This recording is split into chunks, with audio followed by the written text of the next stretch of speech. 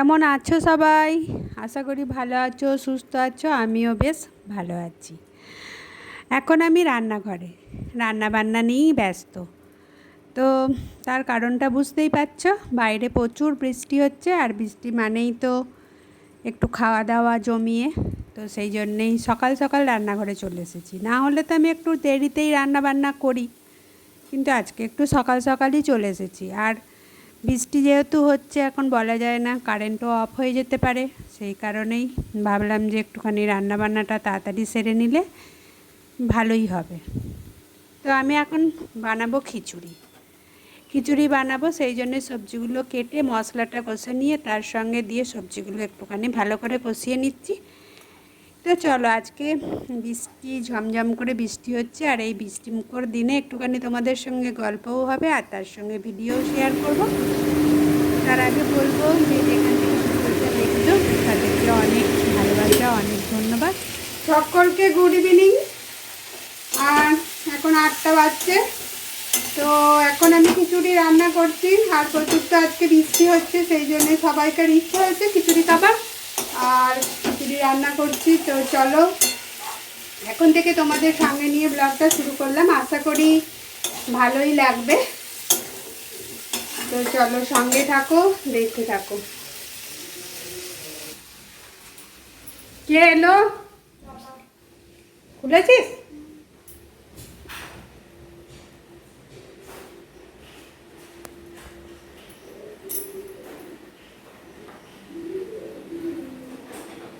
বাপরে, তুমি তো সিঁড়ির নিচেটাই জলে ভর্তি করে দিলে গো।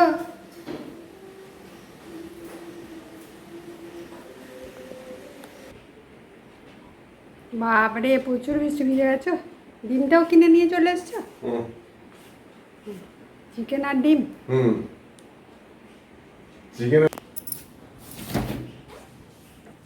এদিকে তোমাদের দাদাকে একটুখানি বাজারে পাঠিয়েছিলাম। আজকে ছোট মেয়ের ইচ্ছা হয়েছে যে বৃষ্টিতে একটুখানি খিচুড়ি তার সঙ্গে চিকেন কষা খাবে। তো সেই চিকেন আনতে গেছিলো। আর এদিকে তো প্রচুর বৃষ্টি, অনেকক্ষণ থেকেই যাবো করছিল, কিন্তু বেরোতে পারেনি। কী আর করা যাবে, এখন বৃষ্টিতে ভিজে ভিজেই যেতে হবে, সবাইকার যখন খাবার ইচ্ছা। তো যাই হোক, আর এই দেখো এখন 8টা বাজছে। এই 8টার সময় ছোটো মেয়ে বলে নাকি একটুখানি মুড়ি ফুড়ি খাবো।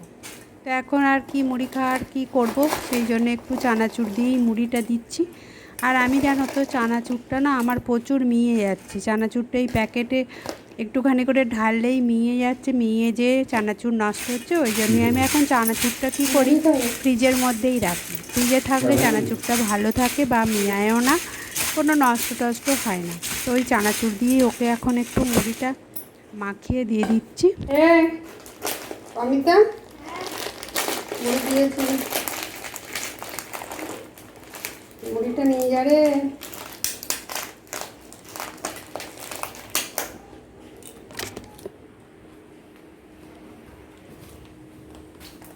কমিটাকে ফোন করতে আমাদের এই কমিটি যদি না নিয়ে তাহলে ওকে নিয়ে যাবো, সেটা নিয়ে চলে যাবে বিয়ের মুখ থেকে ছিল কমিটিটা। পেঁয়াজটা কেটে দাও। পেঁয়াজটা কেটে দেবে।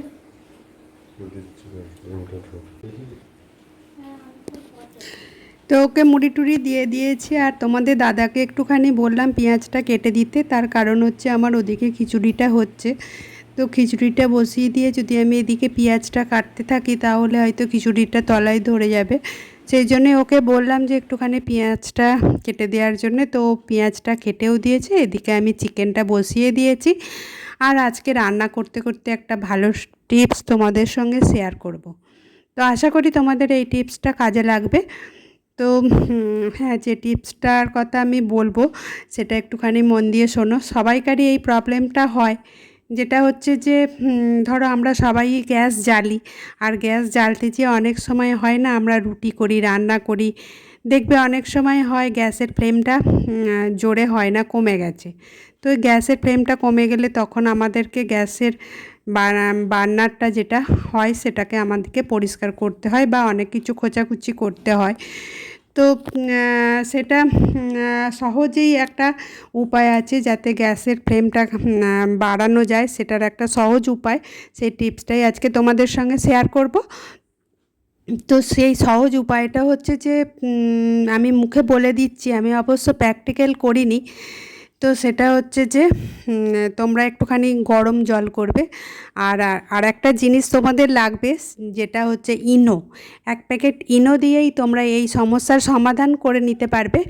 তো এই ইনো দিয়ে তোমরা ওই গরম জলের মধ্যে ইনোটা দেবে আর ওই গ্যাসের বার্নারটা দিয়ে দেবে, দিয়ে দেখবে যে আধ ঘন্টাটা ভিজিয়ে রাখবে। তো এইভাবে ভিজিয়ে রাখলে আধ ঘন্টা পরে আবার বার্নারটা ভালো করে ধুয়ে নেবে, তখন দেখবে গ্যাসের ফ্লেম বেড়ে গেছে। আর অনেক সময় হয় গ্যাসের যে পাইপ লাইন হয়, ওই পাইপে যদি লিক থাকে তখনও গ্যাসের ফ্লেম কম হতে পারে। তো সেক্ষেত্রে তোমাদের খেয়াল রাখতে হবে যে গ্যাসের পাইপে কোনো লিক আছে নাকি, সেটা খেয়াল রেখে পাইপটাকে চেঞ্জ করতে হবে। তো এটা করতে হবে। আর তাতেও যদি না হয় তখন ওই যে পাইপটা সঙ্গে গ্যাসের বার্নারটা লাগানো থাকে, সেই পাইপটা ওই ইনো জলে ভিজিয়ে দিতে হবে, মানে ওই গরম জলের সঙ্গে ইনো দিয়ে ভিজিয়ে দিতে হবে। সেক্ষেত্রে ইনোটা একটু বেশি ব্যবহার করতে হবে। তো এই হচ্ছে আজকের টিপস শেয়ার করলাম, তো আশা করি তোমাদের কাজে লাগবে। তো যাই হোক, এই টিপস শেয়ার করতে করতে আমি চলে এসেছি এখন একটুখানি নিচে আমার ছোট্ট মতো ফালি মতন উঠোন আছে। আর এই গাছটা, এটা হচ্ছে একটা পিঙ্ক কালারের রঙ্গন গাছ। তো আমি বাড়ি গেছিলাম, আর বাড়ি থেকে আসার সময় এই রঙ্গন গাছটা আমি কিনে নিয়ে এসেছি। তো কদিন হয়ে গেল এই গাছটা আমার লাগানো হয়নি, কেননা আমার টবগুলো সব ভেঙে ভেঙে নষ্ট হয়ে গেছিলো, আর সেই কারণেই টব ছিল না বলে আমি গাছটা লাগাতে পারছিলাম না। এখন ওই নিচেতে টবটা নিয়ে আর এই গাছটাই বসাতে এসেছি। তো এখানে মাটিটা অনেকটা ভিজে গেছে, আর আজকে আমি তোমাদের মাটিটা আমি করে দেখাতে পারলাম না, কেননা আমি ওপর থেকে স্ট্যান্ডটা নিয়ে আসিনি, আর বাইরেও প্রচুর হাওয়া দিচ্ছে, তার সঙ্গে বৃষ্টি হচ্ছে। তো স্ট্যান্ডটা দিয়ে ফোনটা রাখার মতো জায়গা এখানে নেই, সেই জন্যে তোমাদের মাটিটা করা আমি দেখাতে পারলাম না। তো মাটিটার সঙ্গে আজকে যদিও আমি কিছু দিইনি, আমি মাটিটার সঙ্গে শুধু মাটিই দিয়েছি, আর তার সঙ্গে শুধু ভার্মি কম্পোস্ট দিয়েছি। তো পরে আস্তে আস্তে গাছটা লাগার পর গাছটার খাবার দিতে থাকবো, তাতেই গাছটার গ্রোথ হবে। তো দেখতেই পাচ্ছ বাইরে কীরকম পরিস্থিতি, একদম বৃষ্টিতে স্যাঁতস্যাঁতে একদম চারিদিক অবস্থা, তার মধ্যে ঝিরঝির করে বৃষ্টিও নামতে শুরু করে নেমেছে। আর আমি ওই জন্যেই, বৃষ্টিটা ঝিরঝির করে পড়ছিল, ওই জন্যেই আমি খুব তাড়াতাড়ির মধ্যে গাছটা লাগিয়ে ওপরে চলে এসেছি। আর এই যে জোরেই নেমে পড়েছে বৃষ্টিটা, তার সঙ্গে একটা পাগল পাগল হাওয়াও দিচ্ছে। হ্যাঁ, আজকে তো কাল থেকেই প্রচুর হাওয়া দিচ্ছে, তো ঝাপটে একদম বারান্দা জলে ভর্তি হয়ে গেছে, এই রকমই হাওয়া দিচ্ছে। তো চলো, আজকে ভিডিওটা আশা করি তোমাদের ভালো লাগবে, আর আজকে টিপসটা তোমাদের কেমন লাগলো জানাতে ভুলো না। আর যারা আমার নতুন বন্ধু হয়েছো, সাবস্ক্রাইব করে পাশে আছো, তাদেরকে অনেক ধন্যবাদ, অনেক ভালোবাসা।